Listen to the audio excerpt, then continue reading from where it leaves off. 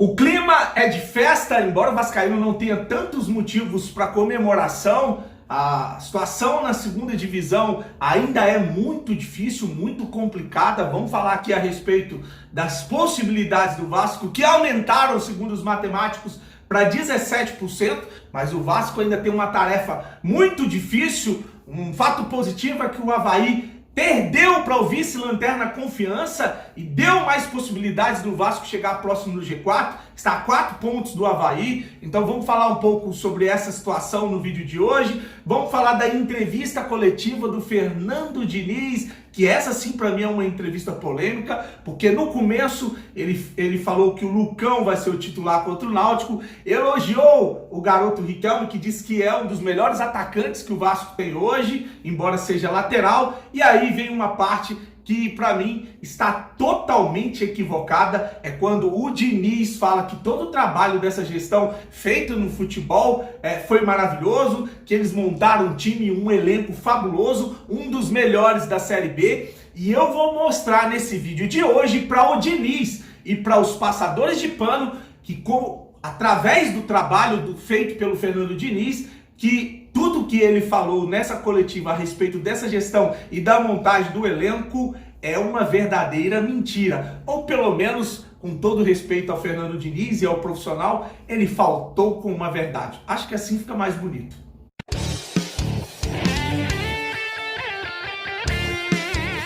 Vascaíno do Cerrado.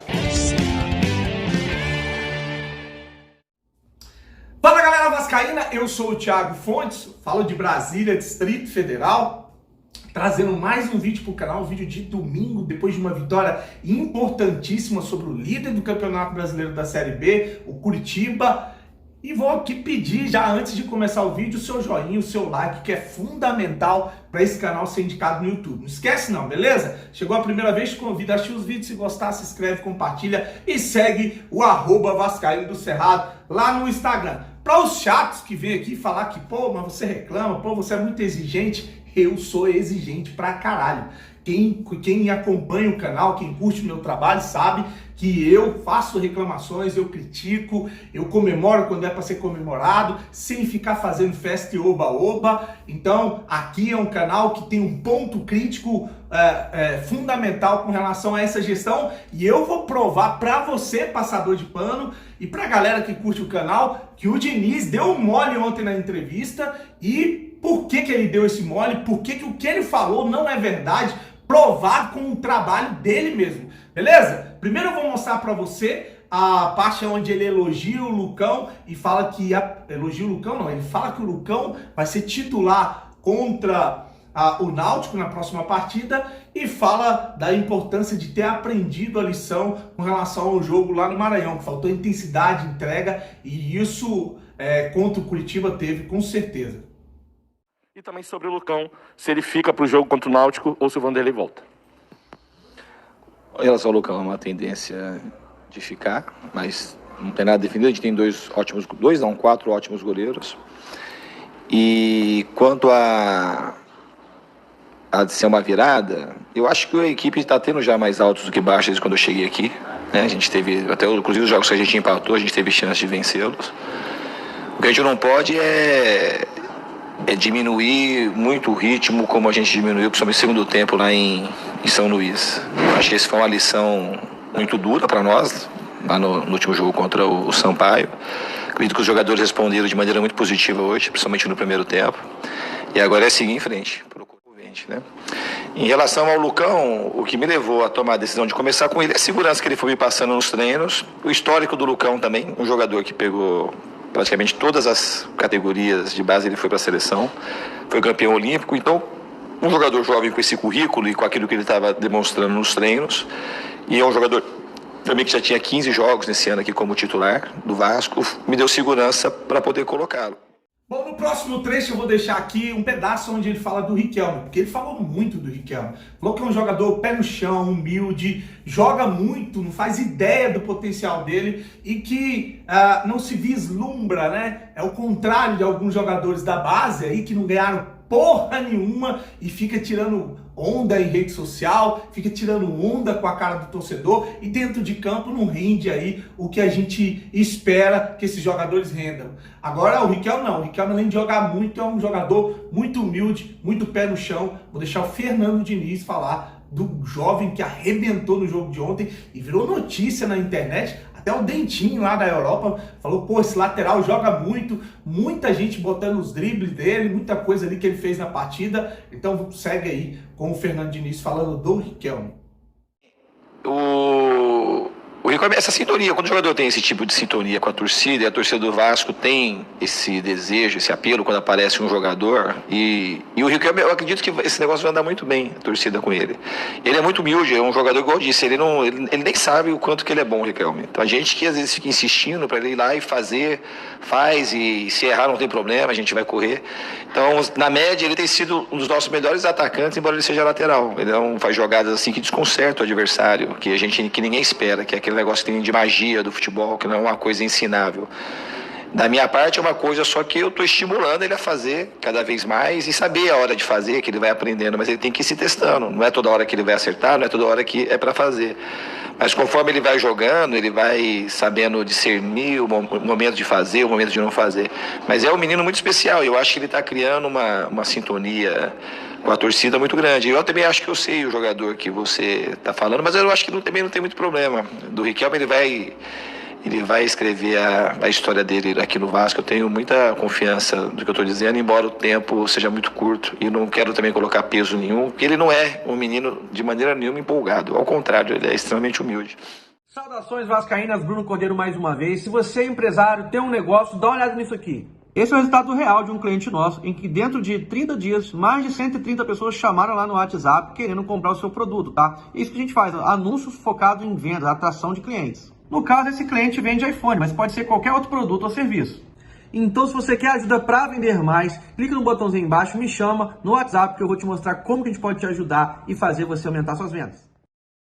Esse é o Bruno Cordeiro, grande vascaíno, gente boa pra caramba. Se você quer aumentar as vendas do seu negócio aí, procura ele lá no Instagram, o link tá aí, tá bom? Agora vamos falar da parte mais importante desse vídeo. A gente vai tocar no assunto futebol de uma maneira mais ampla, mais abrangente, mais detalhada, porque o Diniz, na entrevista, é lógico, né? São os patrões, tá vivendo um momento legal num clube, ele que teve passagem foi meio conturbada por alguns clubes, e aí ele falou que o elenco foi maravilhoso, o time é bem montado, é o melhor time da Série B, o que estava atrapalhando era o psicológico, assim, dando a entender que tudo que foi feito no futebol por esse Alexandre Pássaro é maravilhoso, é perfeito, e eu vou mostrar que não é. Primeiro eu vou deixar ele fazer os elogios e depois eu vou provar com o trabalho dele que tudo que ele falou não é verdade.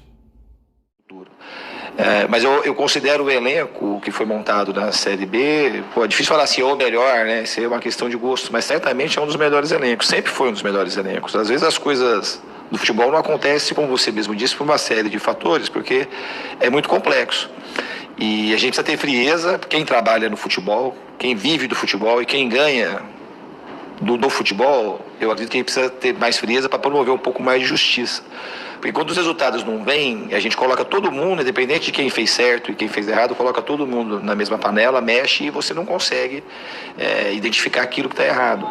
Então, eu estou falando isso por conta, assim, a diretoria, o movimento que ela fez, do elenco que ela montou, que esse acho que é a primeira coisa da diretoria, você pensando em que o time tenha boa performance durante o ano, é você montar um bom elenco. Então, esse primeiro propósito da diretoria, que eu não participei praticamente de nada disso, foi muito bem feito. Às vezes o resultado não vem, mas essa tendência, tá vendo? Montaram um elenco que não, então a diretoria errou pra cacete. Não errou, esse foi um acerto da diretoria. E assim, com a minha chegada aqui, eu percebi isso no elenco. Quando eu cheguei, a única coisa que eu achei que estava o elenco o estado anímico um pouco negativo e os jogadores um pouco desconfiados daquilo mesmo que eles poderiam produzir. E eu acho que com os treinamentos e com a confiança que eu sempre tive, e também foi por causa disso que eu vim para cá, porque uma das coisas que eu vim para cá essencialmente é que eu achava que o Vasco tinha um elenco muito bom para poder brigar por esse objetivo e acreditar nesse objetivo que é o acesso.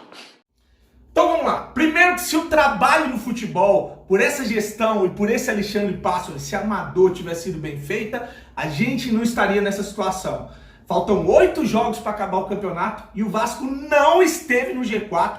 O Vasco da Gama não esteve no G4 em momento algum. Teve ali de passagem, mas no término da rodada saía do G4. De fato, não fechou uma rodada no G4. São 4 treinadores. Primeiro o Vanderlei Luxemburgo, que veio com o aval deles. Depois veio o Marcelo Cabo, que foi mandado embora. Depois o Lisca, mandado embora. Estamos no 4º treinador. Então, 2 indícios de que o trabalho no futebol não foi bem elaborado. Vamos para as contratações? Foram 13 jogadores. Né? Se eu tiver errado no número, você me corrige aí. Mas o que veio na cachola aqui são 13 jogadores.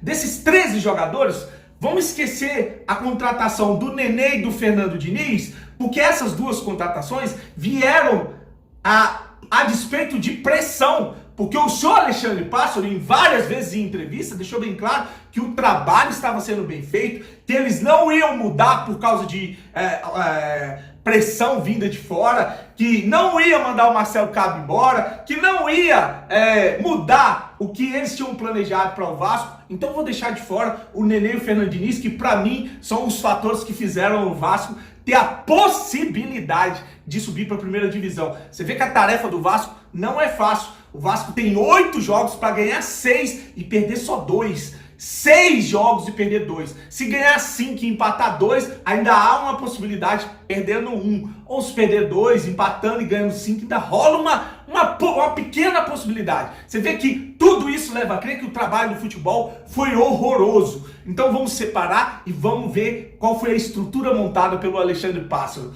O Vanderlei foi o goleiro trazido pelo Alexandre Pássaro. Pois bem, quem é que foi barrado e hoje é titular no Vasco? Jogou contra o Curitiba e vai jogar contra o Náutico, segundo o Alexandre Pássaro nessa entrevista. O goleiro Lucão, da base do Vasco. O goleiro que já estava no clube. Beleza, aí vamos para a zaga. Você tem contratado pelo Alexandre Pássaro o Hernando e o Valber. Aliás, ninguém nunca mais ouviu falar no Hernando. Hernando e o Valber. E aí, quem são os titulares na zaga do Vasco?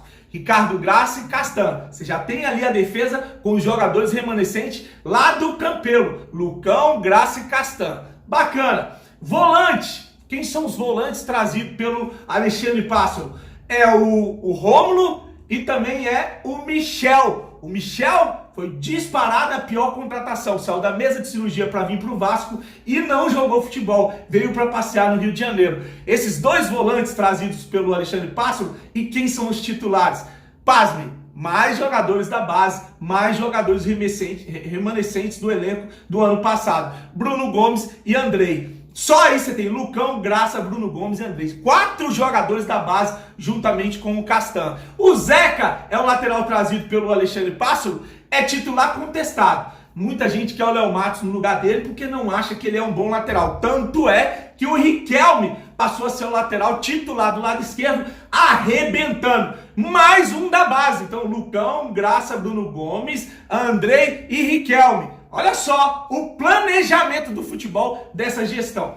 Aí, no meio de campo, você tem o Marquinhos Gabriel e o Nenê. O Marquinhos Gabriel, o contestadíssimo Marquinhos Gabriel, que até melhorou com a chegada do Fernando Diniz, ele fica, beleza. Já o Nenê é aquele que eu falei que eu vou separar, que veio depois da pressão.